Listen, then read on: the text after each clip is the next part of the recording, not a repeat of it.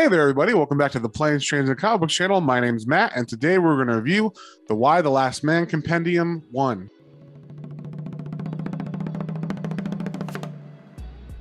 But before we get into that, if you guys wouldn't mind sharing, subscribing, all that good stuff, it really helps me out and lets me know what you guys want to see more content of. So with that being said, let's get straight into it. So Y the Last Man is a completed series. It is 60 issues long.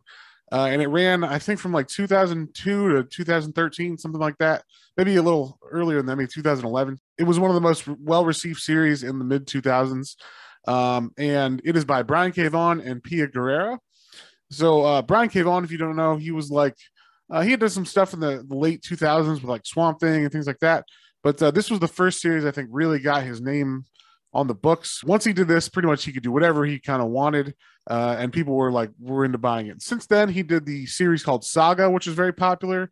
And that series is like really, really popular, even more popular than the Y Last Man series. So, he's doing good for himself. And pretty much, I just happened to get around to reading this compendium that I bought a while ago. But turns out the show's about to come out, so I figured it was a good time to talk about it and let people know that you can buy the compendium now and before the show gets out and get really caught up on everything you need to know. So this book is a post-apocalyptic book that tells what would happen if everybody with a Y chromosome on Earth died, except this one young man named Yorick and his pet monkey named Ampersand. We follow Yorick through his adventures and hardships of trying to find his girlfriend Beth, who is in Australia. He's trying to get to her, and he starts off in Brooklyn when this happens. So one of the things I remember about this book is that it is one of the most accessible books for kind of anybody. You don't have to know any backstory or continuity of other titles like Batman. You don't have to have 30 years of Batman knowledge or any of that kind of stuff to get into this book. It is from the start accessible to anybody. This came out when I worked at a comic book store, and this book was one of the easiest books to sell to all readers that are of age. It was a Vertigo book at the time, which is like the mature readers of DC. It has things like nudity and swearing and things like that, violence. I wouldn't say it's anything worse than a rated R movie or something, but it has some higher concepts and things that aren't necessarily. It's not like a superhero book. It's not like you're not going to get a lot of tropes that are superhero-y in this or normal to what people think comic books are. It was kind of the first big success of Vertigo since Vertigo started in the early 90s. I would say this book kind of brought back the whole line to where all of a sudden Vertigo books were selling like hotcakes. And this book specifically, it sold to men, it sold to women. I sold this book to so many women who were like interested in comics, didn't necessarily want to read superhero books, but this book and Fables, which I also have a compendium that I'm going to do a review on, were like the two biggest sellers that women specifically would like. And they would read one, I'd tell them the one trade. The first trade was always like $9.99, and they would all like the next day come back and they want like the next 3 or 4. So it was always a really big seller to everybody that could read it for age wise. It seemed like women weren't as catered to in the comic book marketplace, so this kind of was like it felt like, oh, this book is more for us, not just because of the content. It seems like it would be way more political than it is. I feel like reading this, it's not that political, from what the story is, right? Because you think, oh, it is a world where only women are left, and therefore this is going to be some kind of anti-man book or basically the world's going to be perfect with all the men gone or something. And this book is not that. This book is a very, I feel like a realistic interpretation of what would happen if half of the population, no matter who it is, died.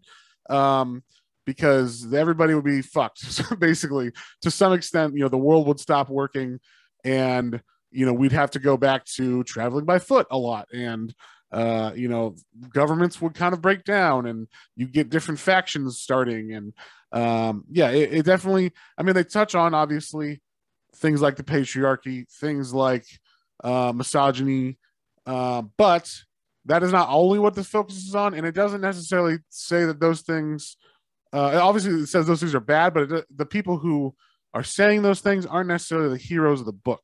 So the main heroes of this book, or the main protagonist, is of course Yorick, who is this last man on Earth, and his monkey, and they are traveling, trying to find his girlfriend Beth, and they are traveling with a an agent of the government who's named 355, and she is trying to actually help him get across country for other reasons, but part of that, he's like, well, we'll figure that out when we get to the other side of America, because he's obviously in Brooklyn, where he starts out. So he's trying to get to at least the West Coast, so then he can find passage to Australia, where his girlfriend Beth is.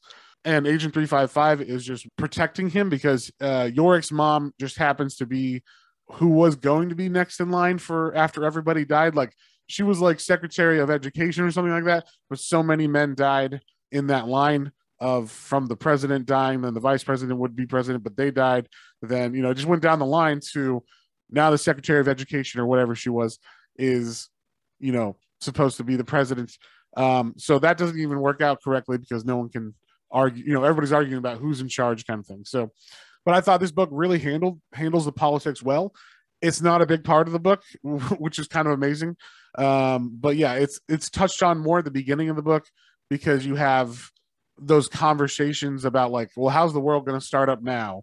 And there are roving bands of people called Amazons who are preaching that this is kind of Mother Nature taking back, like getting revenge on her oppressors. And so they are saying that like, this is what was supposed to happen and we don't want men back.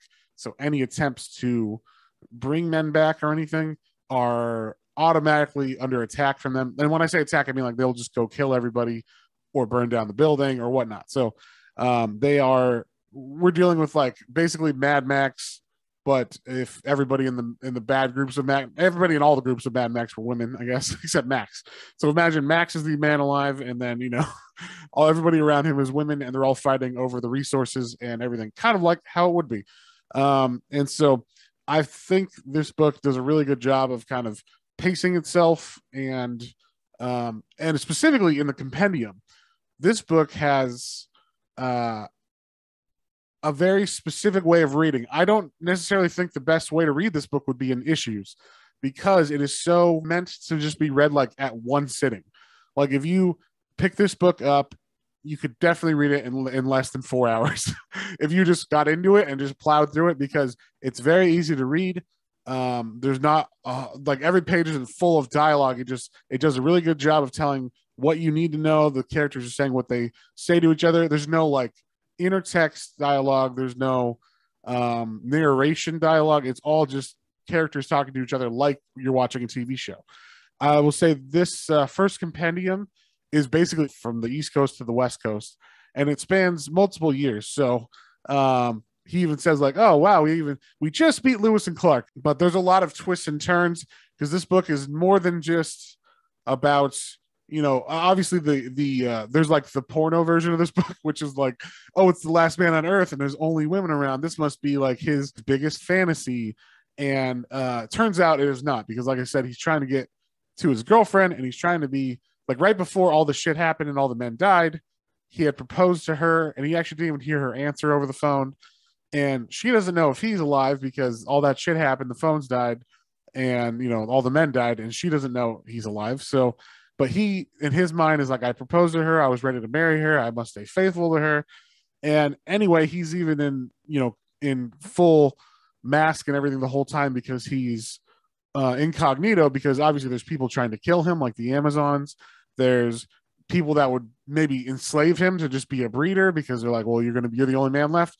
We have to make a new civilization with you. So there's people who want him for other reasons too, just either governments that want to have him as like a token to either control the world or take over parts of the world, or control, or have like as a bargaining chip for world control. So there's all this kind of political intrigue and things going on as far as that's concerned. This first compendium is 728 pages long, and it is issues 1 through 31. So it's basically half the series. Like I said, the whole series is 60 issues long. And So that means there's going to be another one coming out that's Compendium 2, and they don't have the full series. And like I said, this is pretty much the best way to read this, because even in the trades, you have to stop and pick up another one and start it again. So this kind of being one big volume, you don't even know where the trades would start and stop. It also just flows really well because, one, it's the same writer for all 60 issues and the same artist, which is pretty rare for nowadays. This is like a full run, like a real run of comics that these two creators did together. As far as the volume is concerned, like this, I would give this volume a 5 out of 5. Unless you like hardcovers, there is a hardcover, big brick, of all these. But the way this book is, it's only about an inch thick, the first compendium. So it's actually really easy to hold. It's not like the other compendiums that are maybe like, 2 or 3 inches thick. So this book is a lot easier to read. It doesn't give you like wrist fatigue or anything. The pages are thick enough that they don't feel like they're going to tear, but they're thin enough that they don't give it that much, not that much thickness for 30 issues. This is one of the best ways to read this book, I think. And like I said, the volume itself, I would give like a 5 out of 5 as far as presentation and all that stuff. Overall, this story is very enjoyable. I'll say this, all the politics in this book are there just to serve the story, like what would really happen if this happened. The story is kind of key in this whole thing, more so than the politics. So that being said, like I said, I'm going to give the format of this book like a 5 out of 5 because this is the best way to read this comic, just straight through. No stopping. Like I said, this is 1 through 30, so you have a middle stop. You take an intermission, and then we'll read 32 through 60 in the next compendium. So that's probably the best way to read this. And then as far as story goes, I would give this specific volume a 5 out of 5. It met all expectations from what I remembered it being. It's aged well, I thought. It actually is set in the 2000s. So, I mean, the way people talked or the way people dressed or maybe things that were present then, like it takes place in 2002. So obviously 9/11 had just happened or things like that. So they do bring up events like that or things that were going on in the world at that time, but it doesn't feel dated otherwise. So yeah, that's my review of Y: The Last Man Compendium Volume 1. And we will see you guys on the next one.